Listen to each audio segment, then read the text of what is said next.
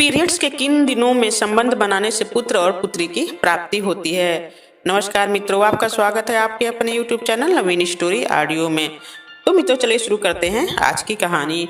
एक बार माता लक्ष्मी भगवान विष्णु के पैर दबा रही थी। तो पैर दबाते दबाते माता लक्ष्मी ने भगवान विष्णु से कहा, हे प्रभु, आज मेरे मन में दो प्रश्न उठ रहे हैं। यदि इन दो प्रश्नों के उत्तर देकर आप मुझे संतुष्ट करेंगे तो मेरे मन को बहुत शांति मिलेगी।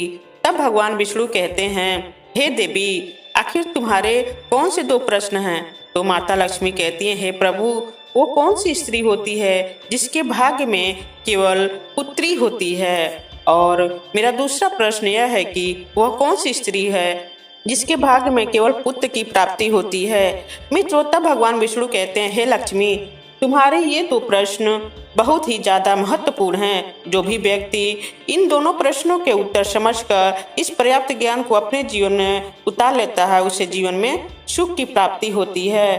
तो मित्रों, भगवान विष्णु कहते हैं, हे देवी लक्ष्मी, अब मैं तुम्हें तुम्हारे दोनों प्रश्न के उत्तर एक छोटी सी कहानी के माध्यम से दूंगा। इस कहानी के माध्यम से तुम अपने दोनों प्रश्नों का उत्तर ठीक से समझ पाओगी, परंतु मेरी एक शर्त है, जब तक मैं कहानी सुनाऊं तब तक तुम्हें इस कहानी को ध्यान से सुनना है। तब माता लक्ष्मी कहने लगी, प्रभु, मैं आपको वचन देती हूँ कि इस कथा को मैं पूरे मन और लगन से सुनूंगी। आप कृपया उस कथा को आरंभ करें। मित्रों, आप सभी से एक विनती है कि आप भी इस कथा को पूरा जरूर सुने। इसे आधा अधूरा कहानी सुनने से आधा अधूरा ही ज्ञान प्राप्त होता है।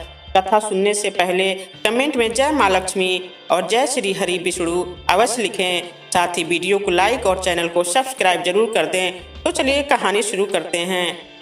प्रिय मित्रों, भगवान विष्णु कहते हैं, हे लक्ष्मी, किसी राज्य में एक छोटा सा नगर था। उस नगर में एक व्यापारी रहता था। उस व्यापारी के दो बेटे थे और व्यापारी के बेटों की शादी भी हो चुकी थी। व्यापारी की पत्नी और व्यापारी के बड़े बेटे की पत्नी दोनों का स्वभाव दुष्ट प्रवृत्ति का था।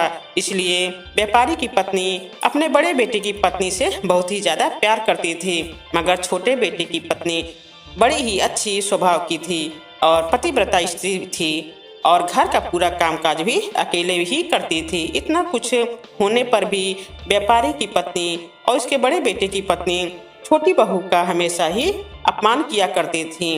मित्रों, भगवान विष्णु कहते हैं, हे लक्ष्मी, व्यापारी के बड़े बेटे की बहू को एक बेटा था और छोटी बहू को एक पुत्री थी।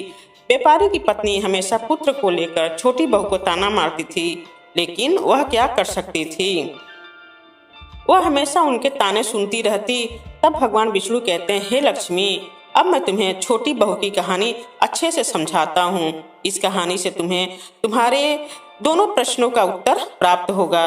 मित्रों, तब भगवान विष्णु कहते हैं, हे देवी, उस व्यापारी की जो पत्नी थी वह पहले से ही बड़ी दुष्ट स्वभाव की थी। उसके कुटिल स्वभाव से सभी घर वाले बहुत ज्यादा परेशान थे, परंतु अपनी सीधी सादी छोटी बहू को वह कुछ ज्यादा ही परेशान किया करती थी। उसको सताने में उनको बहुत ही ज्यादा आनंद आता था। व्यापारी के छोटे बेटे की पत्नी का नाम सुकन्या था।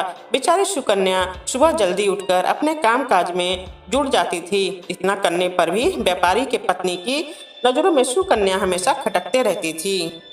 एक दिन की बात है, सुकन्या घर में झाड़ू लगा रही थी तो सेठ की पत्नी बोली कि तेरे हाथ में जान नहीं है क्या? तू जल्दी जल्दी झाड़ू लगा। मैं मंदिर जा रही हूँ, मेरे लौट कर आने से पहले तू भोजन बनाकर तैयार रखना और आते ही मैं उस भोजन को ग्रहण करूंगी। और सुन, अन्न का एक दाना भी बर्बाद नहीं करना। बेचारी सुकन्या करती भी क्या, वह अपनी सास की बातों को सुनती रही। तब घर की सफाई करने के बाद सुकन्या खाना बनाने में लग गई। खाना बनाते समय वह मन में सोच ही रही थी कि मैं इतना काम करने के बाद भी एक पल के लिए चैन की सांस नहीं ले पाती हूँ और मेरी सास हर समय कोई न कोई कमी निकालती रहती है। सुकन्या ये सब सोची रही थी कि इतने में दरवाजा खटखटाने की आवाज आई। सुकन्या ने सोचा कि अभी तो भोजन तैयार ही हुआ है, लगता है मेरी सास आ गई है। जब सुकन्या ने दरवाजा खोला तो उसने देखा बाहर दरवाजे पर एक सन्यासी महात्मा खड़े हैं। मित्रों, वह साधु महाराज सुकन्या से कहते हैं, बेटी तेरा सुहाग अमर रहे, बाबा को कुछ भोजन करा दे, मुझे बहुत जोर से भूख लग रही है। मित्रों, सुकन्या बहुत ही सुशील और संस्कारी थी। उसने सोचा कि साधु महाराज को भोजन करा तो दूं, परंतु अगर मेरी सास आ गई तो मेरी खैर नहीं है।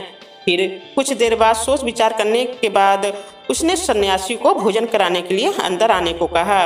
और उसी समय सुकन्या के मन में विचार आया कि सास से डरना कैसा है। यदि मेरी सास आ भी जाएगी और मुझे कुछ कहेगी तो मैं उनसे कह दूंगी कि मैंने अपने हिस्से का भोजन इन महात्मा को दे रही हूँ। भगवान विष्णु कहते हैं, हे लक्ष्मी। ऐसा सोचकर सुकन्या साधु को अंदर ले गई और अतिथि धर्म का पालन करते हुए उस साधु को भोजन कराने लगी। अभी साधु भोजन कर ही रहा था कि सुकन्या की सास आ गई और फिर साधु को भोजन करता देख उसका गुस्सा 7वें आसमान पर जा चढ़ा और फिर साधु महाराज से कहने लगी, यहाँ पर किसी प्रकार का भंडारा दावत नहीं चल रहा है जो तुम राह चलते भिखमंगों को घर में बिठाकर खिला रही हो। सुकन्या ने अपनी सास को रोकने की बहुत कोशिश की, परंतु उस दुष्ट स्त्री ने सन्यासी को धक्के मारकर घर से बाहर निकाल दिया और उसका खाना उठाकर फेंक दिया। अब उसका क्रोध सुकन्या पर टूटा और उस कहने लगी, अरे दुष्ट औरत, मैंने तुझसे कहा था कि अन्न का एक दाना भी बर्बाद नहीं होना चाहिए, और तूने क्या किया? उस भिखमंगे को इतना सारा भोजन दे दिया। तब भगवान विष्णु कहते हैं, हे लक्ष्मी। सुकन्या डरती हुई बोली, सासू माँ, मैंने सन्यासी को अपने हिस्से का भोजन दिया है, इसमें आखिर इतना गुस्सा होने वाली क्या बात है? द्वार पर आए अतिथियों को कभी खाली हाथ नहीं भेजते हैं, ऐसा शास्त्र कहते हैं। भगवान विष्णु कहते हैं, इस प्रकार काफी देर तक सास बहू की टकरार चलती रही। अंत में उस कुटिल सास ने सुकन्या को भी धक्के मारकर घर से बाहर निकाल दिया। वह बेचारी रोती हुई घर का दरवाजा पीटती रही, परंतु उसकी सास पत्थर बन गई और उसका दिल नहीं पसीजा। अब सुकन्या के पास एक ही रास्ता बचा था कि वह अपने मायके लौट जाए। भगवान विष्णु कहते हैं, लक्ष्मी। इस प्रकार सुकन्या दुखी होकर अपने मायके के लिए निकल गई।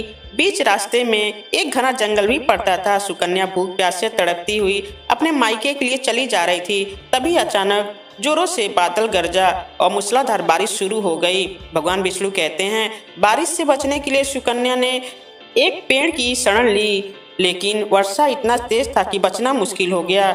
उसी पेड़ के जड़ में एक कोटर बना था। सुकन्या यह सोचकर घुस गई कि बारिश रुकने के बाद वह बाहर निकल आएगी और जब तक वर्षा हो रही है वह कोटर के अंदर बारिश से अपनी सुरक्षा कर सकती है।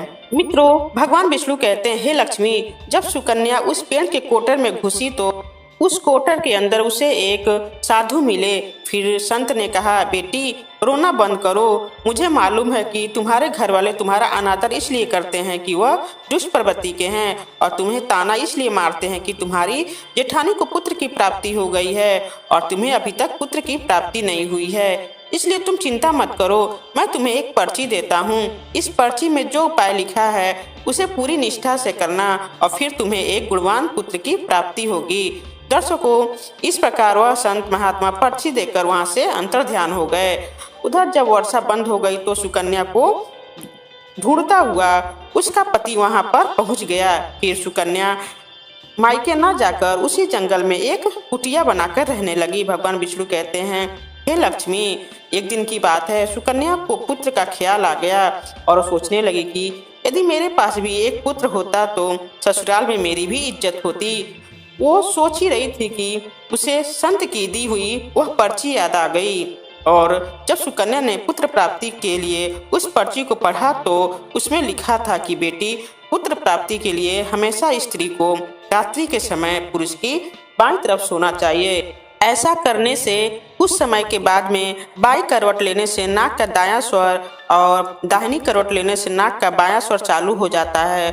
और फिर जब भी पुत्र की प्राप्ति की इच्छा हो उस स्थिति में मिलन से पहले यह निश्चित कर लेना चाहिए कि पुरुष का दायां स्वर चलने लगे और स्त्री का बायां स्वर चलने लगे, उसी समय गर्भ धारण किया जाना चाहिए। ऐसा करने से निश्चित ही पुत्र की प्राप्ति होती है और इसके विपरीत नाक के स्वर चलने से पुत्री की प्राप्ति होती है। मित्रों, पर्ची में आगे लिखा था कि मासिक धर्म शुरू होने के प्रथम 4 दिन में मिलन से पुरुष रोगग्रस्त होता है, 5वीं रात्रि में मिलने से कन्या की प्राप्ति होती है और 6ठी रात्रि में मिलन से पुत्र होता है, सातवीं रात्रि को मिलन से बंध्या पुत्री होती है, यानी कि जुड़वा पुत्री होती हैं। आठवीं रात्रि में मिलने से ऐश्वर्यशाली पुत्र होता है और नवीं रात्रि में मिलन से ऐश्वर्यशाली पुत्री होती है। 10वीं रात्रि में मिलने से अतिश्रेष्ठ पुत्र होता है और 11वीं रात में मिलने से सुंदर और अच्छे संस्कार वाली पुत्री होती है।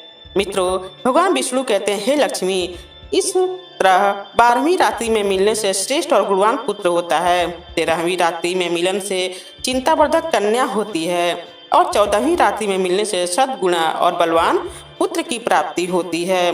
15वीं रात्रि में मिलने से लक्ष्मी स्वरूपा पुत्री की प्राप्ति होती है और 16वीं रात्रि में मिलने से सर्वज्ञ सर्वज्ञाता पुत्र रत्न की प्राप्ति होती है। भगवान विष्णु कहते हैं, हे लक्ष्मी, इस प्रकार उस सुकन्या ने 16वीं रात में अपने पति से मिलन किया और गर्भ धारण किया।